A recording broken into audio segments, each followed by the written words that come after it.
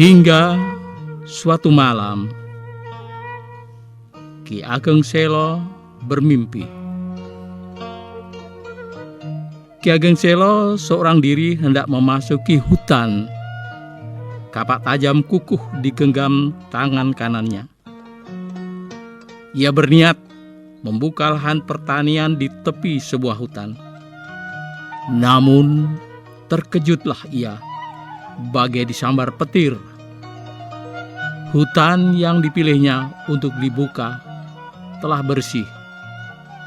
Tak ada pepohonan, tak ada semak belukar, tak ada bebatuan besar maupun kecil. Tanahnya telah rata. Lahan itu tampak siap untuk ditanami. Mendapati semua itu, Ki Ageng Selo merasa kecewa dan marah. Rencananya untuk membuka lahan telah didahului orang lain. Kemarahan dan kekecewaan akhirnya tertumpah kepada Joko Tingkir. Setelah ia mengetahui Joko Tingkirlah yang telah mendahuluinya membuka lahan itu.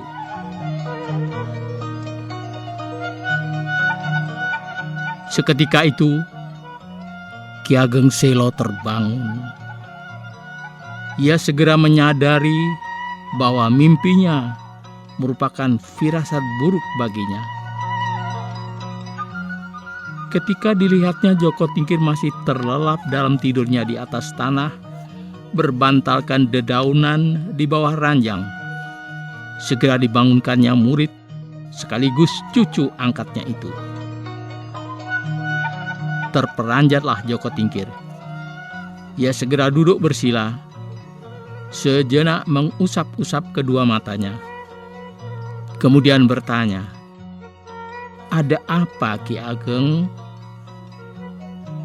Ki Ageng Selo mendesahkan napas. Wajahnya tampak murung. "Tingkir," katanya, "apakah engkau tadi pergi ke dalam hutan?" "Tidak," jawab Joko Tingkir sambil menggelengkan kepala. Ditatapnya wajah Ki Ageng Selo dengan pandangan keheranan dan kebingungan. "Sedari tadi hamba tertidur di bawah Ki Ageng. Tak pernah hamba pergi kemana-mana. Ada apa, Ki Ageng?" Ki Ageng Selo tak menjawab. Ia malah terdiam, duduk bersila dengan tangan bersedekap. Kedua kelopak matanya terlihat mengatup. Sikap Ki Ageng Selo sungguh mengherankan Joko Tingkir. Sikap yang sangat aneh. Pertanyaannya tadi berlalu laksana hembusan angin, tak terjawab. Dan kini Ki Ageng Selo malah menunjukkan sikap aneh yang membuat keheranan dan kebingungannya semakin menjadi-jadi. Sementara Ki Ageng Selo tetap dalam posisinya, diam, memejamkan mata. Hatinya tengah diamuk penyesalan yang bermuara pada kejengkelan dan kemarahan. Selama bertahun-tahun, tak henti-henti ia memanjatkan doa agar Gusti Allah berkenan menakdirkan anak keturunannya menjadi raja seperti hanya leluhurnya. Tetapi tampaknya tak dijabatnya. Serasa telah pupus harapannya itu. Dan celakanya, harapannya itu akan terwujud pada diri Joko Tingkir, cucu angkatnya, bukan keturunan kandungnya. Impiannya jelas menyiratkan bahwa Joko Tingkir kelak akan bertahta selaku raja. Padahal ia seperti tak pernah berdoa seperti yang ku perbuat. Makin kesal hati Ki Ageng Selo mendapati kenyataannya itu, hingga batinnya kian keras berujar. Ia pun tetap rapat-rapat menutup matanya, seperti tak ingin menunjukkan raut penyesalan, kemarahan, dan kejengkelannya di hadapan Joko Tingkir, sekaligus enggan melihat raut wajah Joko Tingkir yang akan menerima anugerah Gusti Allah yang amat besar itu. Suasana hening dan mencekam di dalam gubuk. Ki Ageng Selo tetap mengatupkan kedua matanya dalam posisi diam. Sementara Joko Tingkir juga terdiam, didera keheranan dan kebingungan dengan sikap guru dan kakek angkatnya yang mendadak aneh itu. Tiba-tiba Ki Ageng Selo membuka matanya kembali. Ditatapnya wajah Joko Tingkir. "Tingkir," panggilnya. "Hamba Ki Ageng, apakah engkau pernah bermimpi perihal sesuatu yang menurutmu sangat besar?" Joko Tingkir menundukkan kepala, mencoba mengingat-ingat. Teringatlah ia pada satu impian aneh, dan coba dijawabnya pertanyaan Ki Ageng Selo. "Hamba pernah bermimpi yang menurut hamba itu impian yang sangat aneh. Waktu itu hamba tengah menyepi di Gunung Telomoyo. Hamba bermimpi bulan jatuh ke dalam pelukan hamba. Amat terperanjat hamba mendapatinya. Hingga seketika itu hamba terbangun. Bertambah-tambah keterkejutan hamba ketika hamba mendengar suara menggelegar dari Gunung Telomoyo yang tiada hamba ketahui apa itu. Itulah impian yang menurut hamba sangat besar dalam kehidupan hamba. Ki Ageng, apakah impian itu ada makna dan takwilnya untuk hamba Ki Ageng?" Ki Ageng Selo tak langsung menjawab. Ia kembali terdiam, kembali memejamkan mata. Joko Tingkir kembali disergap rasa keheranan dan kebingungan. Ki Ageng Selo makin mengerti. Impian yang disebutkan Joko Tingkir makin menguatkan firasatnya bahwa Joko Tingkir kelak akan bertahta selaku raja, bukan anak keturunannya, seperti yang serasa tiada putus-putus ia mohon. Kejengkelan dan kemarahan Ki Ageng Selo seketika membesar tanpa ia ketahui kepada siapa harus ia tumpahkan. Seketika ia melihat Joko Tingkir. Setelah matanya kembali terbuka, terbersit pikiran buruk di benak Ki Ageng Selo. Pikiran buruk yang terus berkembang hingga tersusun menjadi rencana jahat. Ingin benar, ia lenyapkan Joko Tingkir untuk selama-lamanya, agar putra mendiang Kebo Kenongo itu urung menjadi raja, agar terbuka bagi anak keturunannya saja yang menggenggam kekuasaan selaku raja. Pikiran buruk itu terus menari-nari di dalam benaknya, keras-keras menariknya untuk segera mewujudkannya dalam tindakan nyata. Joko Tingkir harus ia singkirkan.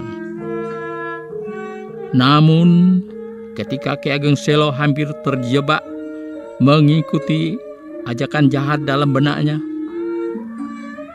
teringatlah ia pada ajaran agama yang senantiasa ia berikan kepada murid dan juga orang-orang yang bertanya kepadanya.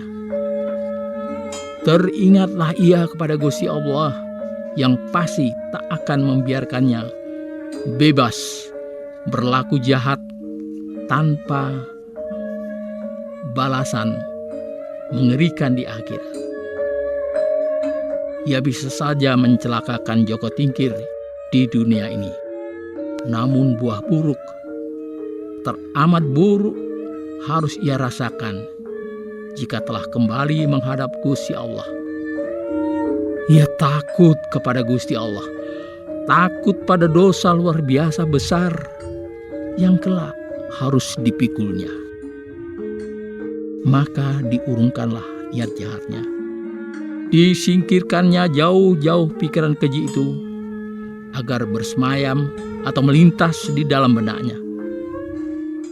Betapapun marah, jengkel, dan kecewa hatinya, masih lebih besar rasa takutnya kepada Gusti Allah.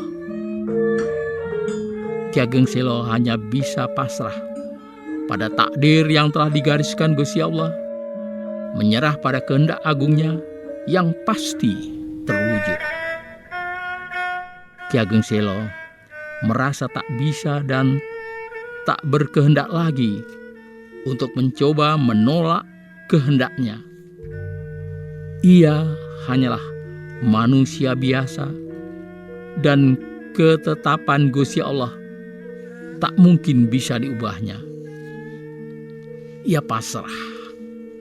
Maka ujarnya kemudian kepada Joko Tingkir yang masih setia menunggunya. Tingkir, impianmu itu adalah raja segala impian, puncak segala impian yang diinginkan manusia. Namun, jangan engkau bertanya apa makna dan takwilnya kepadaku. Engkau harus mencari dan mendapatkannya sendiri. Joko Tingkir menganggukkan kepala. Adapun nasihat yang bisa kuberikan kepadamu, segeralah engkau ke Demak Bintoro. Mengabdilah engkau kepada Kanjeng Sultan. Mengabdi yang sungguh-sungguh. Pengabdian sungguh-sungguh itulah yang kelak akan menjadi perantara bagimu untuk mendapatkan takwil impianmu. Cucu terkasihku, jangan biarkan waktu berlalu. Segeralah ke Demak, bergegaslah. Doaku menyertai langkahmu. Meski keheranan dengan perintah Ki Ageng Selo yang sangat mendadak itu, Joko Tingkir mematuhinya. Diberikan sembah penghormatannya. Hamba akan melaksanakan segenap perintah Ki Ageng, katanya. Hanya satu yang perlu engkau perhatikan, tambah Ki Ageng Selo. Satu pintaku, Tingkir. Semoga anak keturunanku akan dapat pula merasakan dan menyambung wahyumu itu. Wahyu, hati Joko Tingkir tergetar hebat. Tetapi keheranan itu tak ia ungkapkan melalui ucapan dan hanya menjadi kata batinnya semata. Memenuhi permintaan Ki Ageng Selo, Joko Tingkir mengaturkan sembahnya dan menyatakan kesanggupannya. Kesanggupan Joko Tingkir membuat kemurungan di wajah Ki Ageng Selo menghilang, berganti dengan kecerahan. Diberikannya nasihat-nasihat berharga untuk Joko Tingkir. Setelah pemuda tampan itu tak lagi bersamanya, diakhirinya nasihat panjangnya dengan ucapan, Tingkir, lekaslah engkau berangkat. Jangan tunda waktu. Ingatlah pesanku. Joko Tingkir kembali mengaturkan sembahnya. Segera ditinggalkannya pinggir hutan renceh itu. Terbersit perasaan sedihnya karena harus berpisah dengan sosok guru yang telah mengangkatnya selaku cucu, yang selama ia berguru serasa tak pernah ia berpisah dengannya. Namun ia menguatkan tekad untuk memenuhi perintah gurunya itu. Dengan penuh semangat diayunkannya langkah kakinya. Namun arah perjalanan yang ditempuhnya bukan barat laut menuju Demak seperti pesan Ki Ageng Selo, melainkan barat daya menuju Tingkir. Bukan karena ia tak lagi patuh kepada perintah Ki Ageng Selo, melainkan karena keinginannya untuk bertemu dengan bunda angkat terkasihnya terlebih dahulu sebelum menuju Demak. Ia ingin melaporkan bahwa telah selesai berguru kepada Ki Ageng Selo dan berniat menuju Demak sesuai perintah Ki Ageng Selo. Masalah wahyu yang disebutkan Ki Ageng Selo serasa terus menari-nari di benak Joko Tingkir sepanjang perjalanannya menuju Tingkir, tanpa ia ketahui benar apa benar makna sesungguhnya.